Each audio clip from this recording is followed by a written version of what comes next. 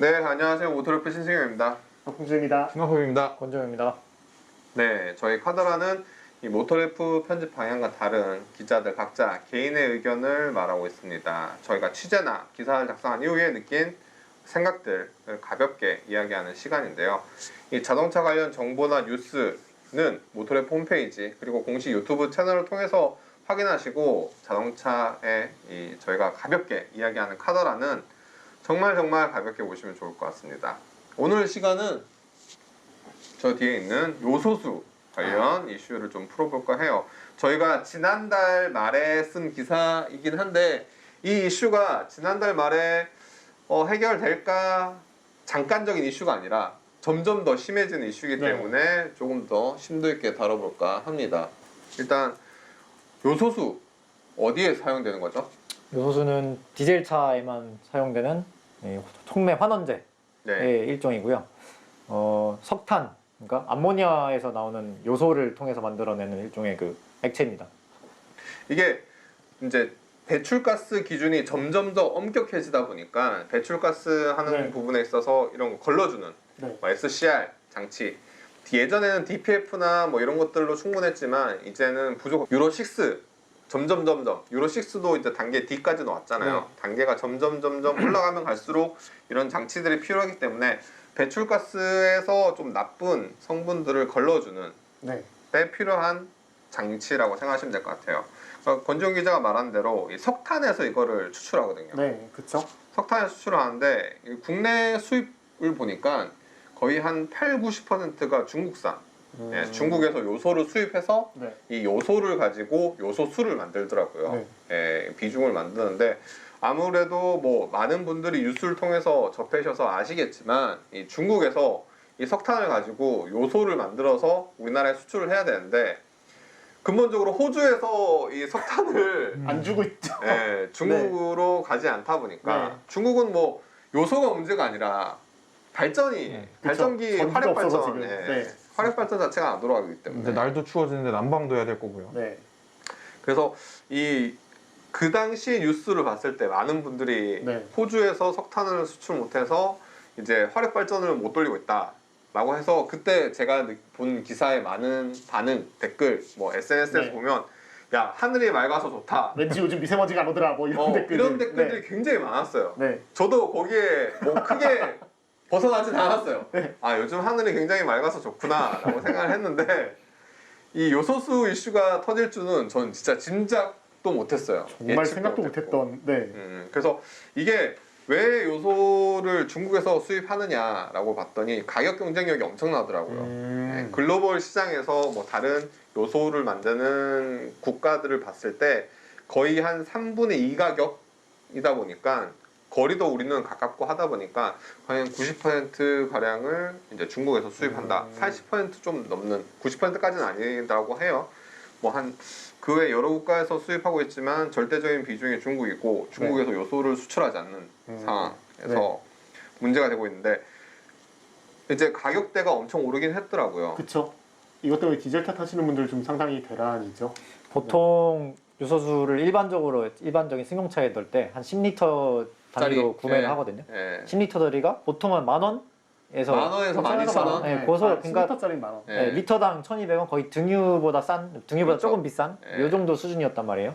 근데 제가 이 방송 가기 직전에 거기 중고거래 사이트를 확인을 해보니 번개? 뭐 이런 확인해보니 10리터에 한 6만원에서 8만원 사이에 지금 거래가 되고 있습니다. 6만원에서 8만원? 6배, 10배가 올랐습니다. 저희가 제가 이 기사를 권지훈 기자가 쓰고 제가 컨펌했을 때 가격대가 한 5만원이었거든요. 불과 일주일 사이에 또 만원대가 올랐네요. 10리터당. 10리터당 예전에 10리터당 만원, 12,000원 할 때 제가 뭐 디젤차를 타고 있진 않지만 주유소에서 보면 1+1 행사도 했어요. 그렇죠. 이게 또 1+1 행사도 했고 리터당 거의 한 1,000원, 1,200원 수준이잖아요. 이게 통으로 팔면 그 정도 수준이고 이 주입기가 있어요. 이 뒤에 보이는 이 유록스 주입기로 하면 한 800원대까지 떨어져요. 훨씬 더 주유소에 맞아요. 800 주유소에서. 써있던 거. 왜냐하면 대형 덤프나 이런 트럭들은 화물차들은 또 예, 네. 많이 넣어야 되기 때문에 그렇죠. 이 요소수를 쓰는데 최근에 뭐 5만 원, 6만 원, 네. 뭐 아까 8만 원까지 네. 없다고 하더라고요, 확실히. 지금 국내 가지고 있는 재고로는 한 2, 3개월치밖에 안 된다고 하더라고요. 예. 대책이 뭐, 빨리 네. 필요한 상황인데 이게 네. 요소수가 없으면 디젤차 어떻게 되죠? 경고등이 뜨고 그 다음에 일단은 제가 주변에서 가장 쉽게 볼 수 있는 현대기아차를 기준으로 좀 말씀드리면 제가 네. 매뉴얼을 찾아봤는데 매뉴얼의 경고 단계가 4단계로 나온다고 합니다. 처음에는 그냥 단순히 요소수가 부족합니다라고 일단 1차적으로 경고를 해주고요. 그 다음에 이제 요소수를 보충하십시오. 그리고 세 번째 이제 몇 킬로미터 후 시동이 걸리지 않습니다. 이제 이때부터는 좀 본격적으로 좀 심각한 수준이고요. 예. 이제 마지막 경고는 이제 요소수가 고갈되어 시동이 걸리지 않습니다.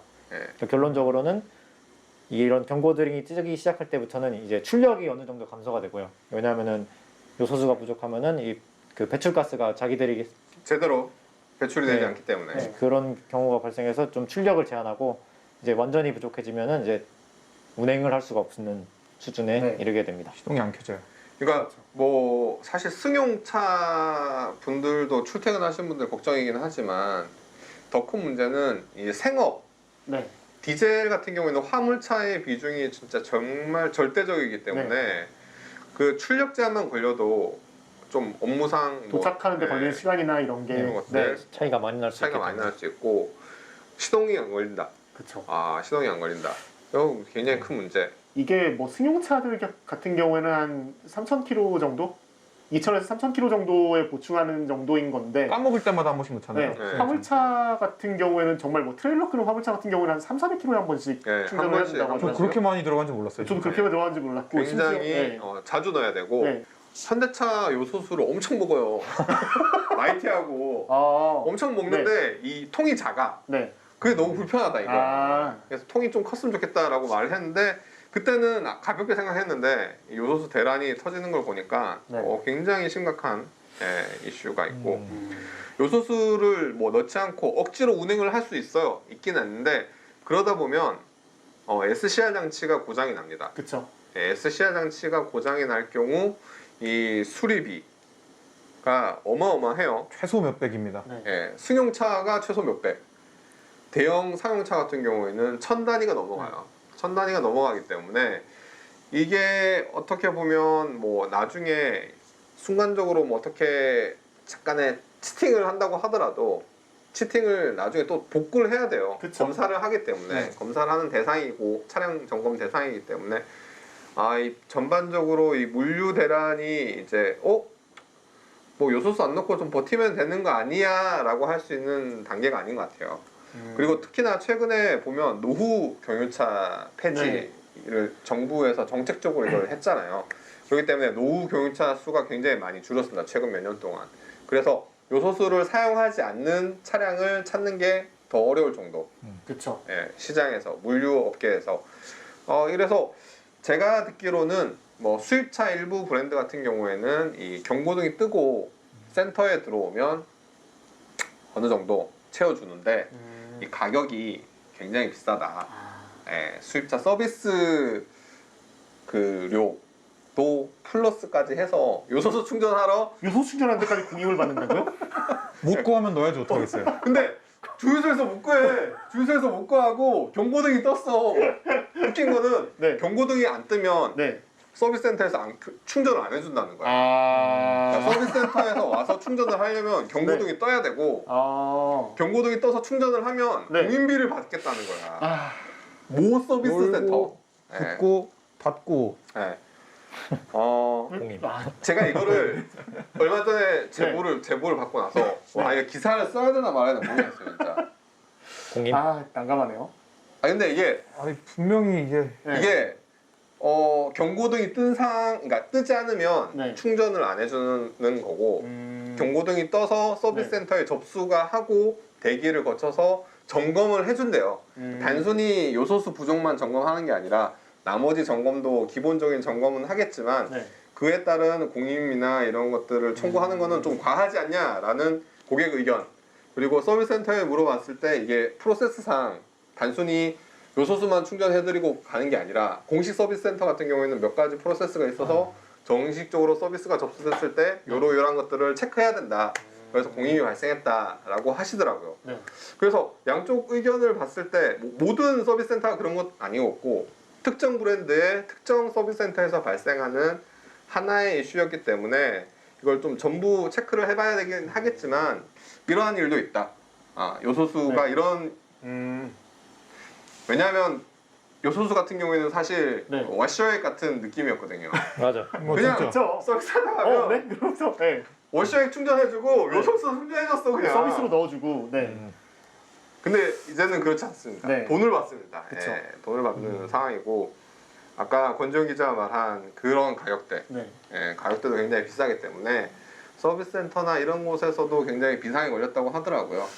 생각해 보면은 이제 물류 대란도 물류 대란인데 네. 이제 그 비슷한 파워트레인을 쓰는 뭐 대형 버스들, 그러니까 고속 버스들 같은 경우도 사실 무시는 못할 것 같거든요. 뭐 이제 위드 코로나라고는 합니다만 뭐 어쨌든 이동 수요가 점점 늘어날 텐데 그러면은 이제 화물차를 넘어서 운행을 못하는 고속 버스들도 있지 않을까. 네.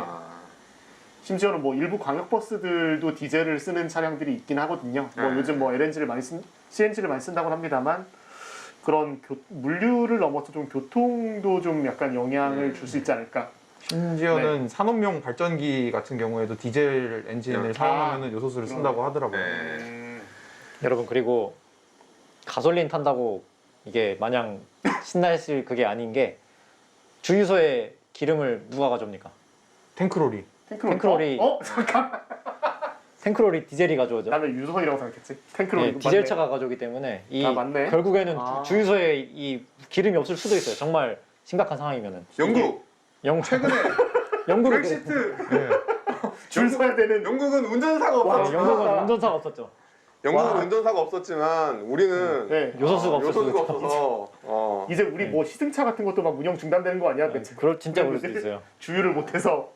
굉장히 와. 이게 네. 디젤 관련 저희가 뭐 실적 발표를 하면서 최근 들어서 네. 하이브리드로 바뀌고 가솔린 비중이 높아지고 하고 있지만 여전히 생활 밀접한 부분에 있어서는 이 굉장히 많은 부분, 네. 특히 물류, 뭐 아까 방금 말한 유조차, 뭐 혹은 뭐 소방차라든가 응급 구조차도 디젤 파워트레인 쓰는 경우가 굉장히 많고 그런 차들을 기반으로 하고 있기 때문에 그런 경우 버스 네. 뭐 이런 것들을 다 생활에 밀접하기 때문에 이거 굉장히 심각한. 그러니까 뉴스를 보면 다들 화물 대란만 이야기하고 네. 있는데 화물 대란이 가장 먼저 오긴 할 거예요. 그렇죠. 근데 그 외에도 점점 네. 이 석유 호주랑 중국이 쉽게 화해할 것 같지는 않아요. 네. 네.